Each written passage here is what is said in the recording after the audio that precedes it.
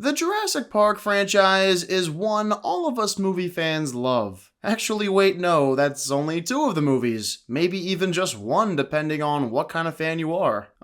Yeah, this is a film franchise that has been milked for years without any sign of stoppage. So how did we go from this masterpiece to this literal piece of garbage over the course of 30 years? Today, we'll discuss that.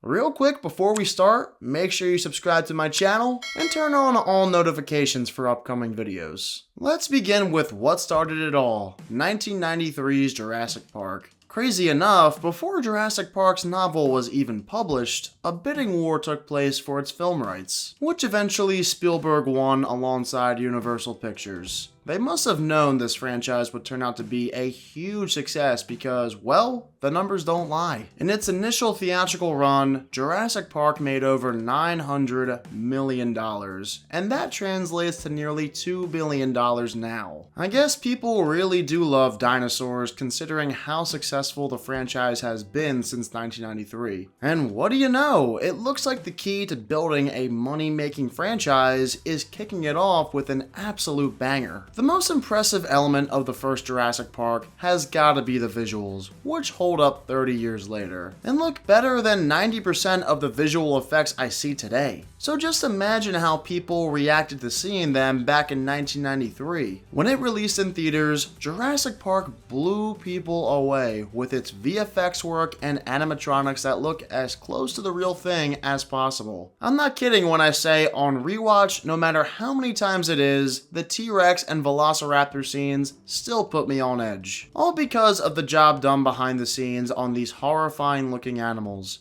Every action scene is precisely directed to, putting us in the same terrified shoes as the film's protagonists. Speaking of protagonists, Sam Neill as Dr. Alan Grant is in every way sensational. I can't picture another human being on the planet as this character. He's believable as both an incredibly smart paleontologist, as well as what I consider a protective father figure for these kids on the island once all hell breaks loose. Neill's performance and character, Alan Grant, will forever go down as an irreplaceable icon in cinematic history. He's of course joined by other great performances from Laura Dern, Jeff Goldblum, and Richard Attenborough. From beginning to end, 1993's Jurassic Park is a movie filled with wonder. It just puts a smile on your face, while simultaneously scaring you to death. How many films can accomplish that? Now, I feel like when it comes to The Lost World, people have mixed thoughts. You either consider it great or mediocre at best. But I've never understood why people don't like it. I was actually shocked to see this have a 51% audience score on Rotten Tomatoes.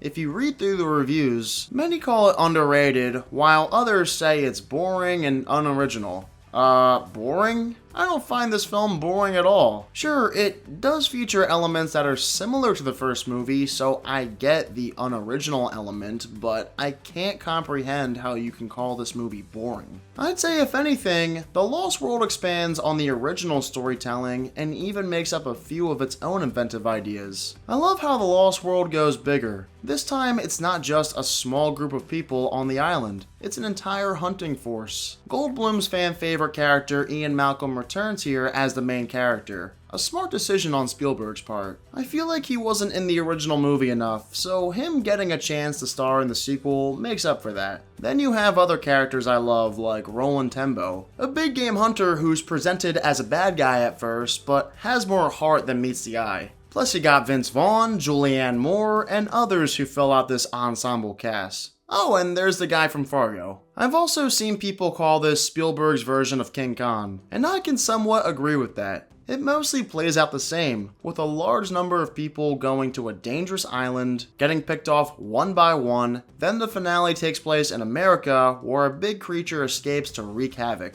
If you didn't know, I love Peter Jackson's King Kong, so of course I love what I see in The Lost World. And for those calling this unoriginal, I think this film has plenty of originality in its own right. Is this extremely dumb scene included in the final product? Yeah, I'll let it slide though, because The Lost World is a great time, and it's by far the second best movie this franchise has to offer. Damn, I wish we could say there's a close third, but this is where we start venturing into garbage territory. Oh man, what went wrong with Jurassic Park 3? Oh yeah, maybe it has to do with the script's final draft never getting finished, even after filming concluded. They just went out on a limb to make a third installment, and I suppose half of what we see in this movie was improvised. Jurassic Park 3 truly shows how vital it is to have a final draft handy while filming, so the end result is quite atrocious, and I'll explain why quickly here. First, the opening makes no sense. It's never explained why this kid and his mom's boyfriend are parasailing near Isla Sorna.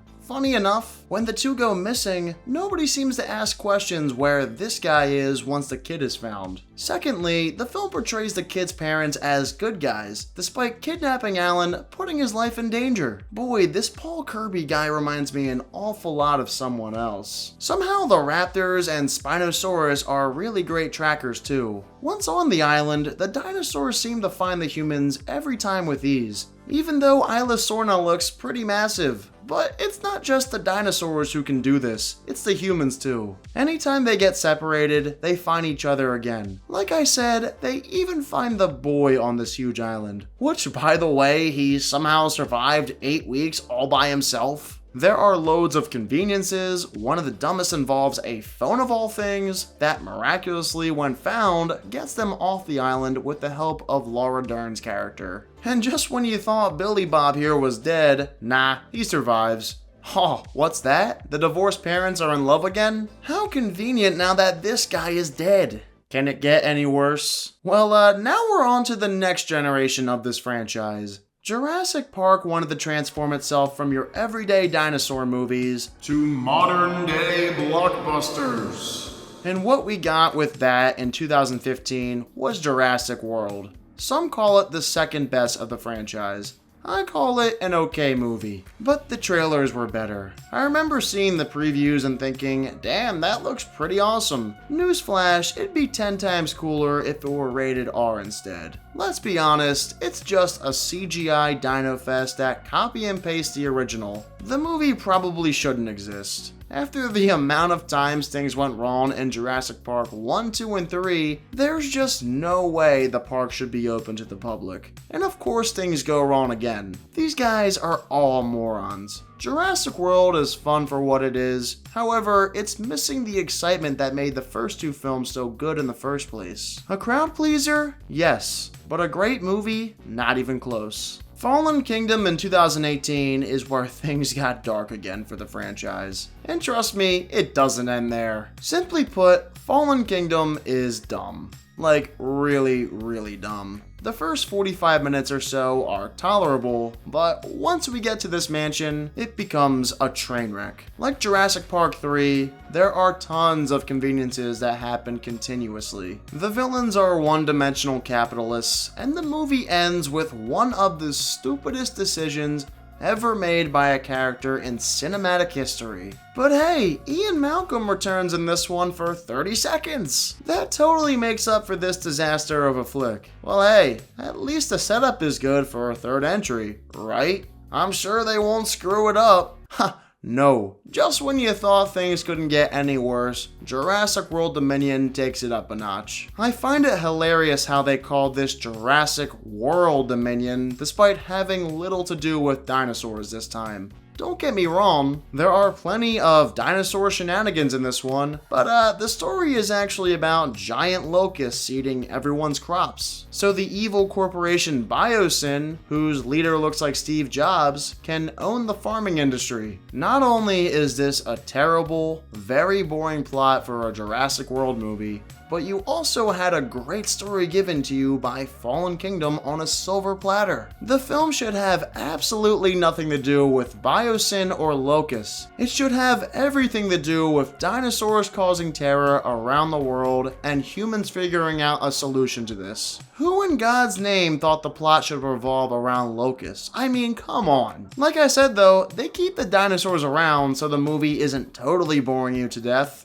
Anytime there's an issue, dinosaurs are the reason. Not because biosyn is using them to attack humanity or anything, but because they're just freely wandering around Earth, acting like dinosaurs should. They're free to roam now, so of course, as you'd expect, that puts people's lives in danger. It'd be like if lions and alligators were walking around cities or in people's backyards every day. Wouldn't you think a lot of people would die and that our ecosystem would collapse from such big species taking over the food chain? It's so funny too, because some people are incredibly oblivious to the dinosaurs' existence, like this guy right here. How does he not realize dinosaurs are surrounding him? Remember in 1993's Jurassic Park and the Lost World? When a big dinosaur was coming, you knew it. Yeah, well, they dropped that idea altogether here. You can't even hear them when they're next to you apparently. How lazy. Anyway, with all the destruction the dinosaurs have been creating, I think humanity would come together and realize, yeah, we need to get rid of these things. But that's not even brought up in the movie. No matter how many people or animals they kill, no matter what destruction they cause, people are just okay with having dinosaurs freely roaming around in Jurassic World Dominion.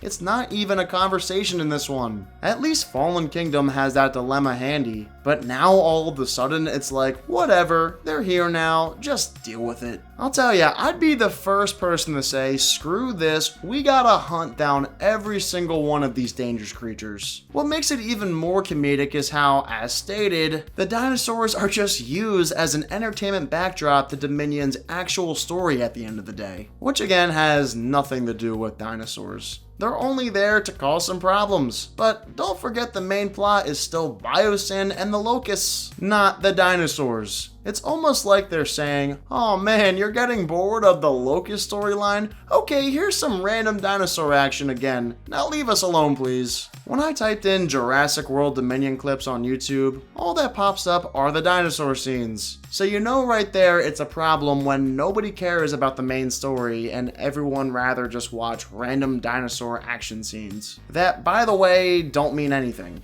Every single dinosaur scene you see in this film has no stakes, which is the exact opposite of the other 5 Jurassic Park movies. Nothing matters when it comes to the dinosaurs in this movie. Absolutely nothing. Their only purpose is to entertain you in the film. If you wrote all the dinosaurs out in Dominion, it wouldn't have an effect whatsoever on the story. Nothing would be changed because, again, the only real story here is biosyn and the locusts. I would say I don't blame them for coming up with such a boring, stupid plotline, considering this is the 6th movie in the franchise, and if you couldn't tell by now, they're clearly running out of ideas. After all, there's only so much you can do with dinosaurs in terms of story. But no, they had a fun plot right in front of their eyes. So indeed, these people are some of the biggest idiots in Hollywood. Oh man, I can only imagine what the plot of Jurassic World Rebirth is gonna be. Spoiler alert, probably nothing new.